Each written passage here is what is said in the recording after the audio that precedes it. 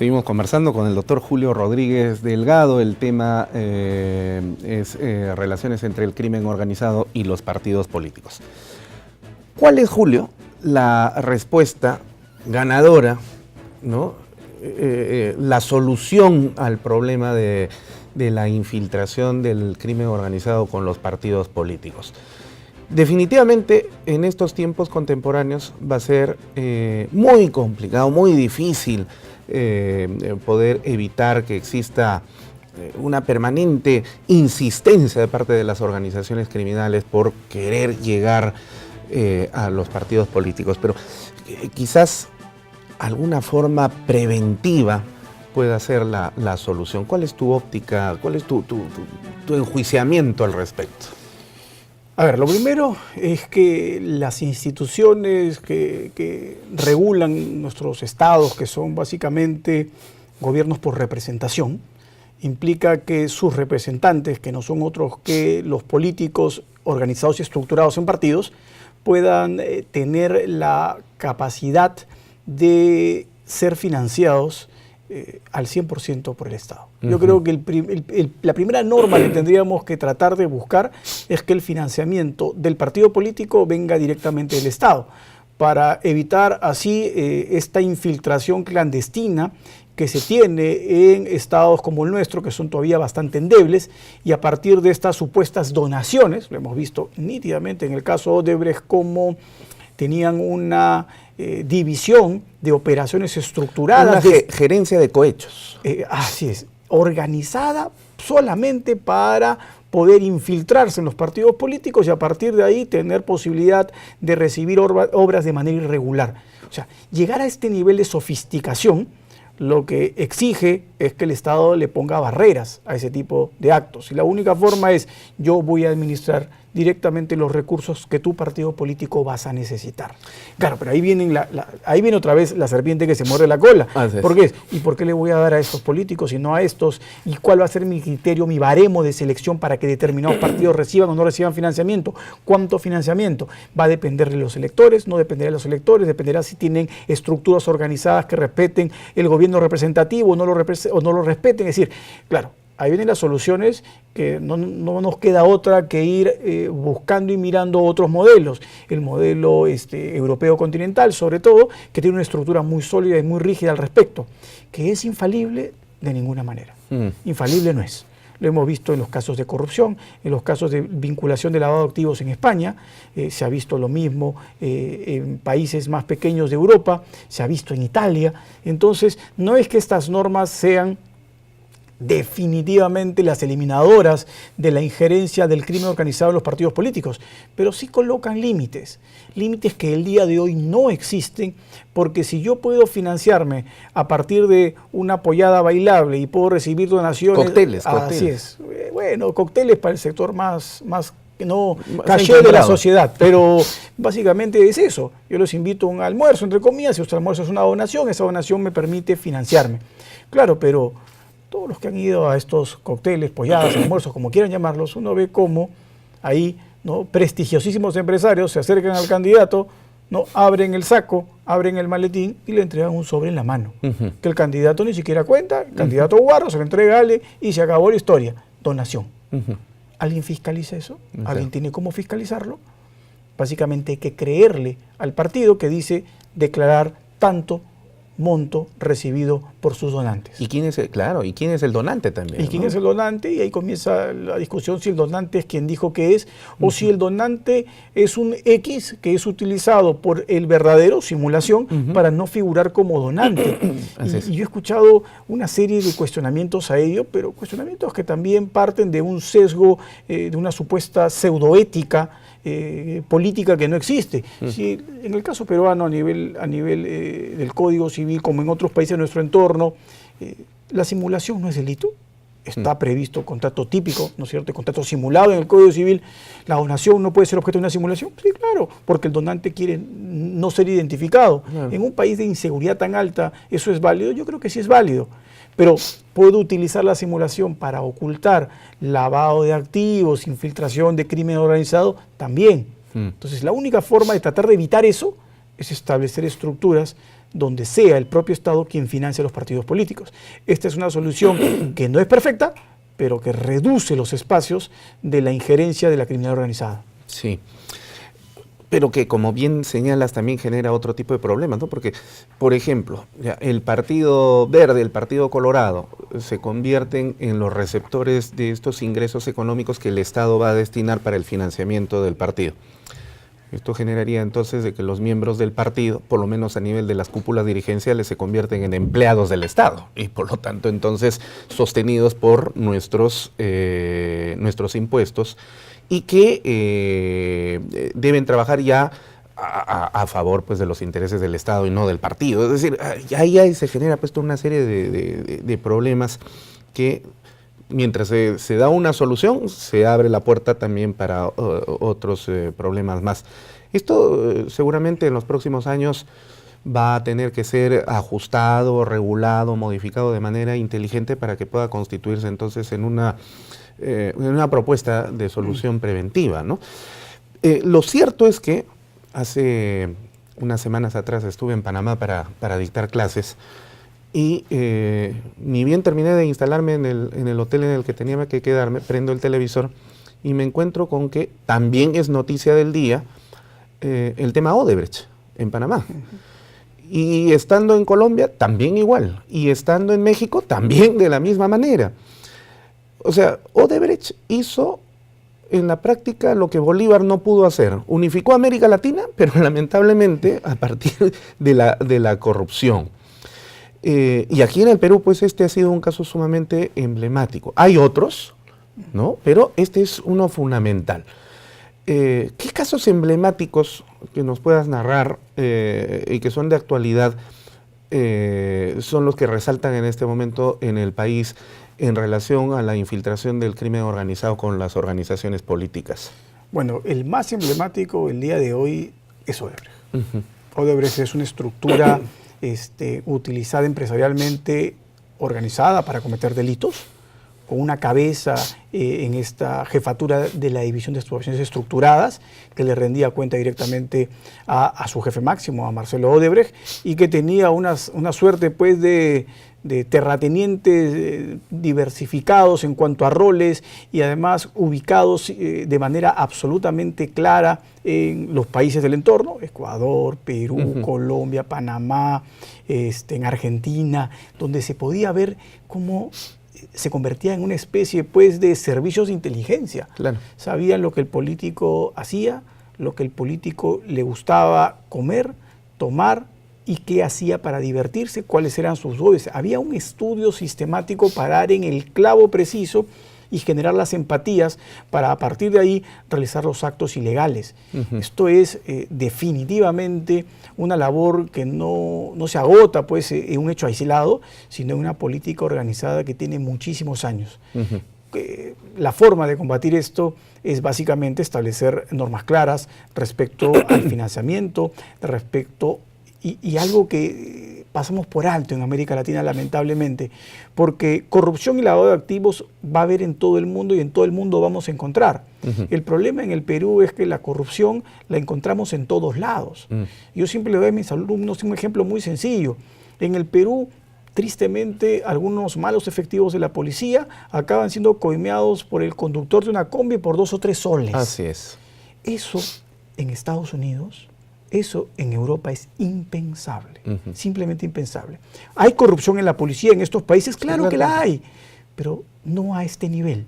No una corrupción endémica, no una corrupción como la llamó en su momento el profesor Ferrajoli en Italia, el famoso Tangentopoli, es decir, la corrupción infiltrada, enquistada en todo y a todo nivel. Eso creo yo es lo que estamos tristemente viviendo en nuestra actualidad en el Perú. La corrupción para otorgar la buena prueba en obras, desde el municipio más pequeño y más pobre del país hasta el gobierno regional más rico de la nación. En todos hay corrupción para entregar la obra. El famoso diezmo, el 10% que es básicamente algo que nadie discute, todo constructor lo sabe, busca solaparlo, pero todos lo pagan porque si no, no pueden construir. Una exacción ya consuetudinaria. Lamentablemente. Entonces, esto es lo que sucede en el país el día de hoy. Entonces, eso tiene que ser limitado. Y ahí coincido con muchos. finalmente no es un tema de normas. Este es un tema de personas. Claro. Si yo quiero evitar que estos espacios de corrupción se infiltren en partidos políticos, en gobiernos locales, regionales o centrales, tengo que escoger bien a mis funcionarios. Y el problema en el Perú es que hay un descrédito muy grande de la función pública y nadie quiere estar de la mano del Estado. Todos prefieren estar en el sector privado, no en el público. Entonces, en la medida en que el Estado no se convierte en un lugar atractivo para la realización personal de los profesionales y de los que tienen vocación de servicio, porque ejercer función pública, ejercer política es tener una vocación de servicio muy grande.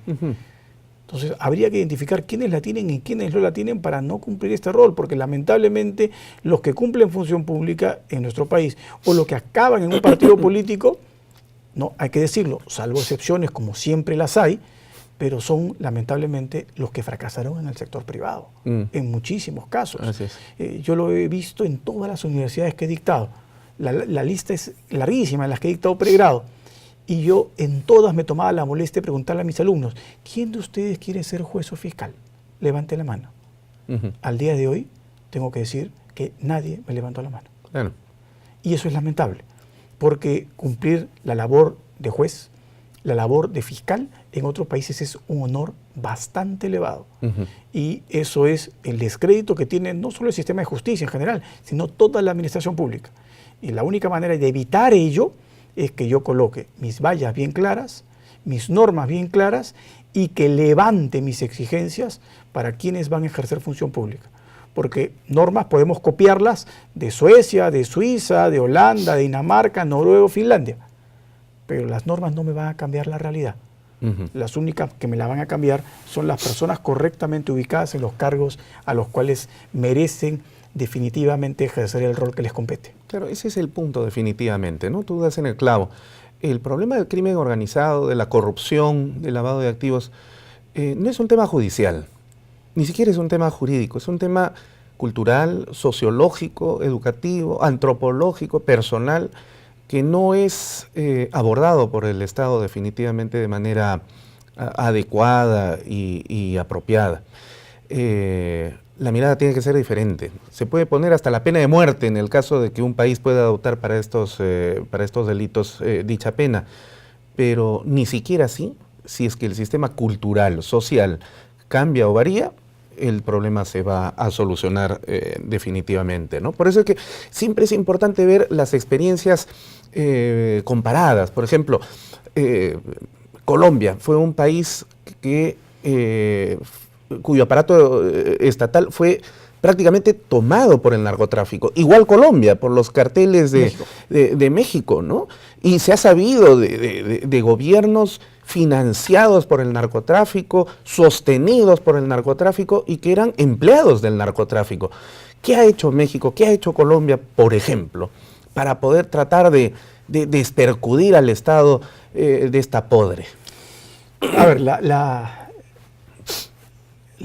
casuística colombiana es en verdad muy destacable, ¿no? Colombia, tomada por el narcotráfico, como tú dices, en muchos sectores de la sociedad, no solo en el político, económico, cultural, se dice que financiaban grandes cantantes, grandes artistas, equipos de fútbol, o sea, estaba tomado el Estado como tal, la sociedad como tal colombiana por el narcotráfico. Pablo Escobar era un santo para muchos sectores sociales. No solo era un santo, sino la mitad de Colombia lo perseguía, la otra mitad lo escondía. Entonces, porque se trataba para un sector, como tú dices, de un ídolo. Y eso ha sido complicado, porque no solo había la lucha contra el narcotráfico, sino además tenían un componente subversivo bastante problemático que tenía un tercio del país no físicamente tomado.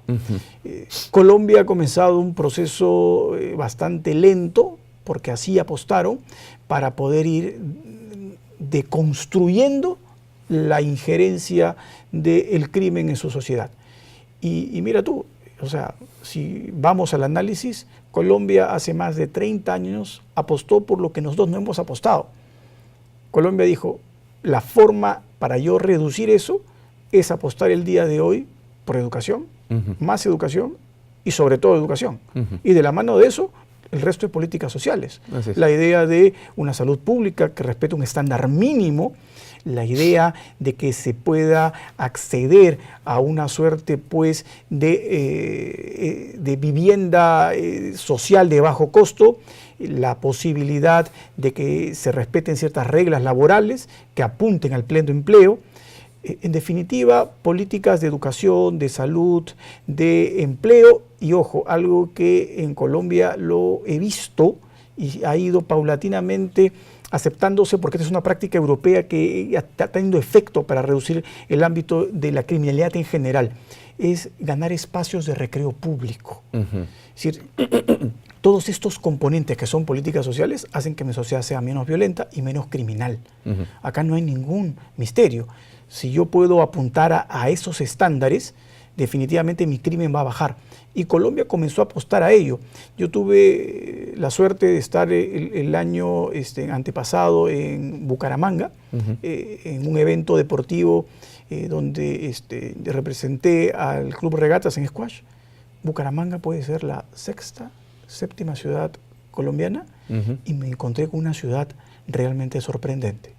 Con centros comerciales que solamente los tenemos en Lima, con desarrollo urbanístico propio de Lima, con tiendas comerciales en la vía pública propias de una capital. Nada que envidiar a Bogotá, entonces. No, en más pequeño, porque claro, son menos, pero nada que envidiar.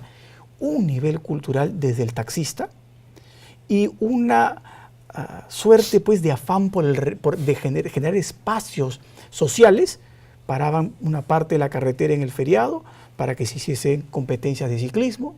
Llegué a la mitad de la ciudad y había un evento que celebraban y tú encontrabas a las personas, ¿no?, en un evento público haciendo prácticas de aeróbicos con un profesor reconocido en la ciudad, ¿no?, con las mujeres, ¿no es cierto?, tan simpáticas físicamente que son las colombianas en malla, y no había una sola falta de respeto. Haciendo aeróbicos al aire libre. 200 personas. ¿Tú crees que habían silbidos? ¿Tú habías frases ofensivas? Estaban, como decir, en pleno centro de Lima. Cero. Eso se llama cultura. Y eso es lo que puede cambiar una sociedad. Y esos espacios donde pueden hacer estas prácticas, donde pueden hacer ciclismo, donde tienen canchas y losas deportivas en varios lugares de la sociedad, son los que generan y reducen la violencia social. Por lo tanto, una contribución a la disminución del crimen organizado. A todo el crimen. Mira lo que y hizo. del crimen pequeño también, ¿no? El de las calles. Mira lo que pasó en Nueva York con el famoso alcalde de Nueva York, que recuperó estos espacios sociales, que eran estos centros donde antes habían piscinas, canchas de béisbol, y que se habían convertido en un lugar donde el crimen organizado planificaba robos, atracos, se repartían botines. Eso desapareció.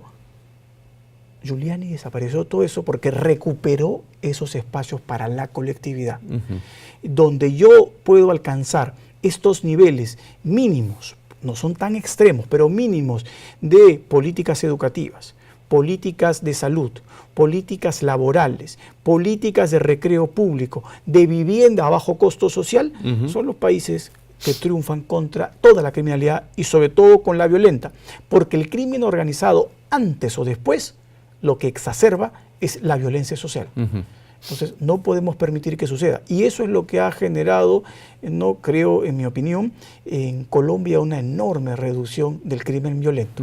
Una sociedad que, si el día de hoy su acuerdo de paz finalmente llega a ser exitoso, vamos a tener un país que va a comenzar a arrancar como una locomotora en el ámbito latinoamericano, y seguro va a pasar a muchos que los tenía, ¿no es cierto?, por encima, y que después los mirará por debajo.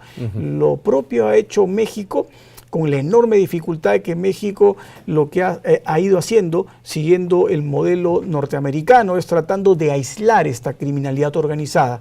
La ha ido arrinconando, ¿no? Pero se convierten en espacios también peligrosos. Sinaloa es un espacio peligrosísimo, donde no hay casi respeto por las normas fundamentales. Así es. Pero han podido a partir de eso ir, ¿no?, cercando al crimen organizado. Pero igual es complicado porque el dinero que mueve el narcotráfico a través, después de actos de conversión, transferencia en lavado de activos, es enorme. Y ha sido capaz incluso de llegar a infiltrar y a financiar candidatos, no a la presidencia obviamente, pero sí a gobiernos locales en los Estados Unidos. Pues imagínate tú qué es lo que pueden hacer en estados más endebles como el nuestro. Así es. Entonces eso es lo peligroso. Entonces hay que establecer reglas claras, hay que apostar por identificar que la función pública es una vocación, es un tema de personas y tenemos que levantar la valla al máximo posible para escoger a nuestros funcionarios públicos. En el sector que nos compete, sobre todo a ti Luis Alberto, en el sector que te compete, la valla para jueces y fiscales tiene que ser elevadísima. Así es. Para que así no sintamos que la difícil misión que cumplen es una función altamente honorable. Magnífico. Hay muchísimo más que conversar sobre este tema que nos llevaría más tiempo del que corresponde a la televisión, donde siempre el tiempo es bastante tirano, ¿no? O sea, es un lugar común conocido por todos. Julio, muchísimas gracias por haber estado con nosotros en Referente Jurídico. No, un placer para mí. Vamos a volver a convocarte para seguir conversando de estos temas tan cuando importantes. Cuando le estime inconveniente. Muchísimas gracias, Un te placer. agradecemos.